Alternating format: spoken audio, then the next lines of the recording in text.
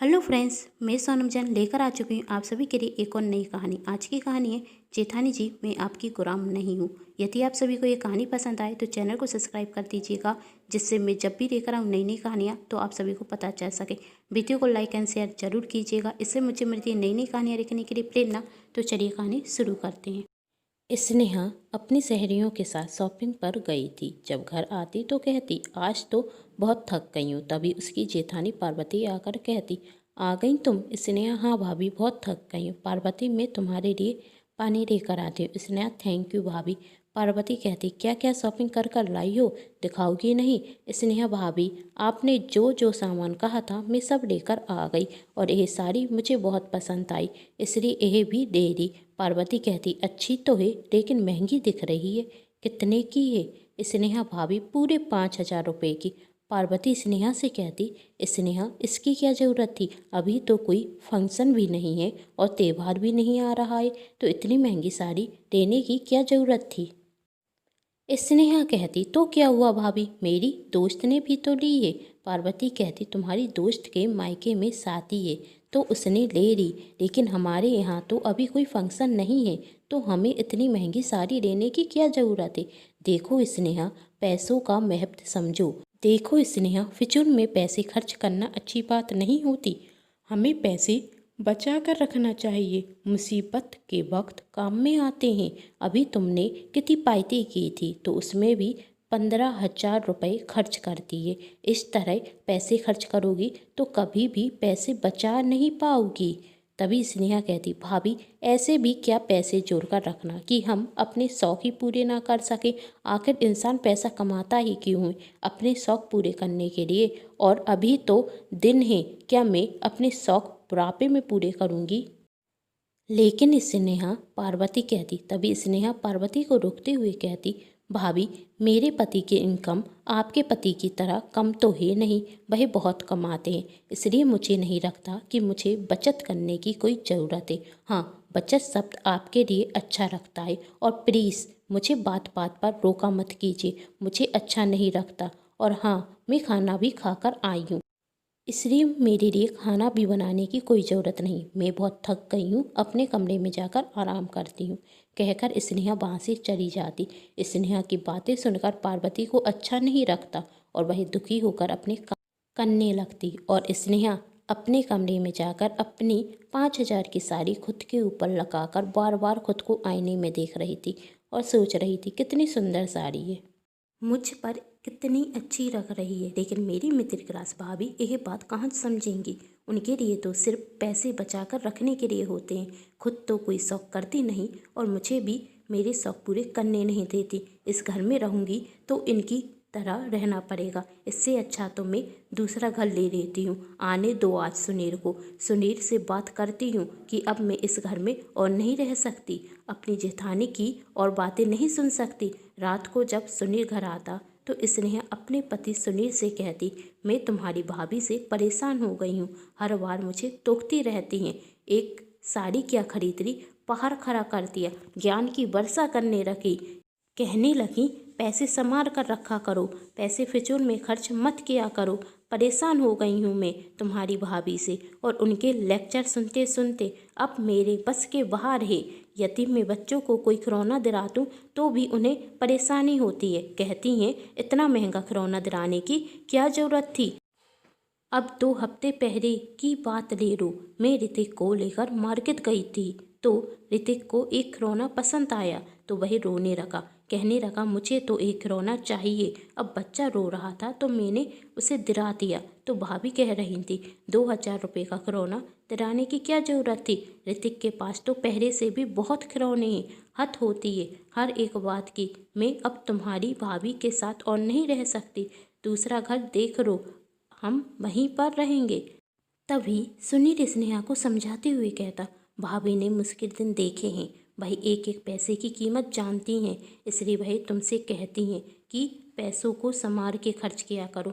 मैं बहुत छोटा था जब मेरे माता पिता का स्वर्गवास हो गया था और भैया भाभी ने ही तो मुझे पाल पोस कर बड़ा किया है।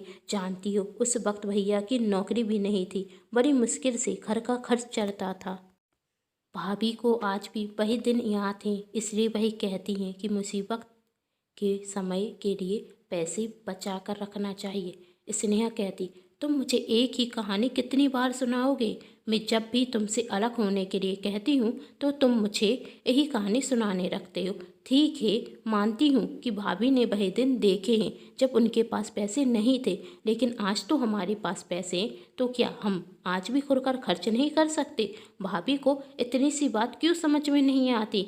मैंने सोच लिया है कि अब मैं इस घर में नहीं रहूँगी, मुझे अपना अलग घर लेना है। सुनील, अलग घर लेना इतना आसान नहीं है। स्नेहा, मैं नहीं जानती, तुम आज ही भैया से अपना हिस्सा लो और इस घर से अलग हो जाओ। स्नेहा जिद पर अड़ गई थी कि अब उसे अलग घर में रहना है, और स्नेहा की जिद के आगे सुनील हार गया और उसने एक नया घर ले लिया। अब स्नेहा और सुनील उसी घर में अपने बच्चों के साथ रहते और स्नेहा बहुत खुश थी कि अब मैं इस घर की मालकिन हूँ और जो चाहती हूँ वही कर सकती हूँ, और जेठानी जी की बंदिशों के अंदर मुझे नहीं रहना पड़ेगा। अब मुझे रोकने टोकने वाला कोई नहीं है। स्नेहा अब खुलकर शॉपिंग करती, उसे रोकने टोकने वाला कोई नहीं था।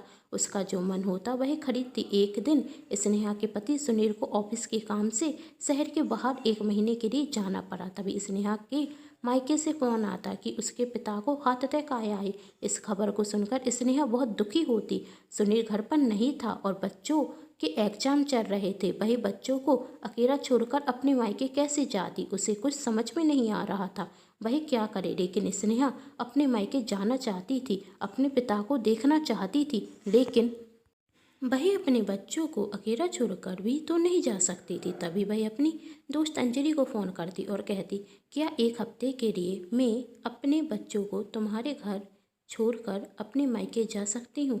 बच्चों के एग्जाम चल रहे हैं, तुम तो जानती हो, इसलिए मैं उन्हें अपने साथ लेकर नहीं जा सकती। तुम अपने बच्चों के साथ उन्हें भी स्कूल भेज दिया करो।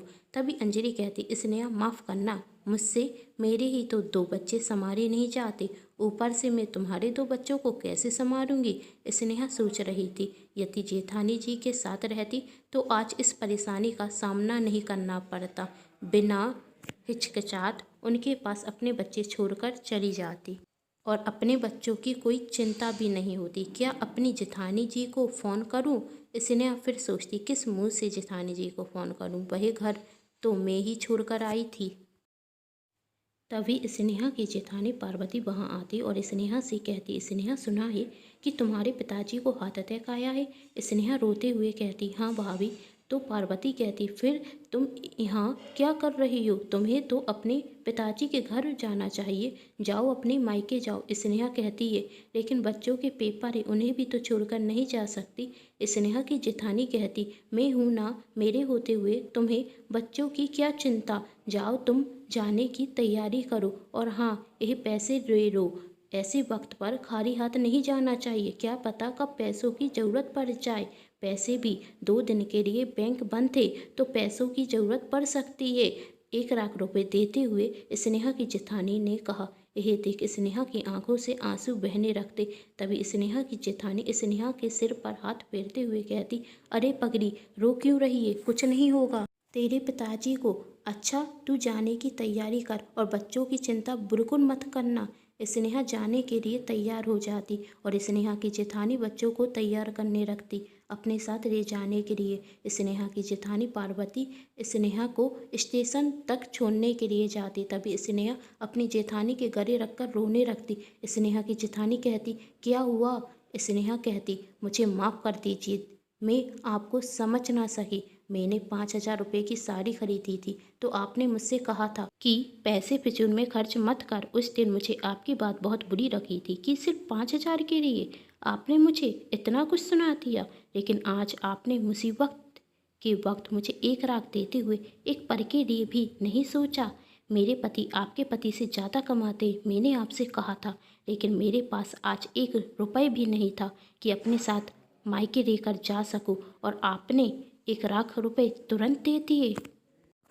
पार्वती स्नेहा से कहती है, यह वक्त इन सब बातों का नहीं है, तुम्हारी ट्रेन आ चुकी, अब तुम जाओ और मुझे फ़ोन करती रहना, यदि मेरी ज़रूरत हो तो मैं भी आ जाऊंगी। स्नेहा अपनी जेठानी के पैर छूती और वहाँ से चली जाती। है। जब स्नेहा के पिताजी ठीक हो जाते तो पूरे 1 महीने बाद स्नेहा अपनी जेठानी के घर जाती तो वह देखती कि उसके बच्चे तो बहुत खुश हैं। सुनील भी आ चुके हैं और वह अभी वहाँ पर हैं। जेठानी जी ने बच्चों का बहुत अच्छे से ख्याल रखा है। स्नेहा की जेठानी स्नेहा से कहती, अब तुम्हारे पिताजी कैसे हैं? स्नेहा कहती, अब ठीक है। जेठानी जी कहती, आज बहुत रात हो गई है, आज रात तुम यहाँ पर ही रुक जाओ, कर घर चली जाना। स्नेहा कहती, नहीं भाभी, अब मैं अपना घर छोड़कर कहीं नहीं जाऊंगी। स्नेहा कहती, अब मैं अपने परिवार को छोड़कर कहीं नहीं जाऊंगी। अब मुझे पैसों की और अपने परिवार की दोनों की ही अहमियत बहुत अच्छे से समझ में आ गई है। आपने सच कहा था, मुसीबत के वक्त के लिए पैसों को संभाल कर रखना चाहिए। आपके दिए हुए पैसे आज काम में आ गए थे। मैं बिना सोचे समझे सुनील की पूरी तनख्वाह खर्च कर देती थी और यदि आज आप ना होती तो मैं अपने पापा को देख तक नहीं जा पाती। मैं गुस्से में आकर आपसे बहुत कुछ कह देती थी, लेकिन आज मुश्किल घड़ी में आपने ही मेरी मदद की। इतनी अच्छी जेठानी और इतने अच्छे परिवार को छोड़कर मैं कहाँ जा सकती हूँ। आज से मैं इसी घर में रहूँगी। यही सुनकर सुनील और बच्चे बहुत खुश होते कि अब हम इसी घर में रहेंगे एक साथ।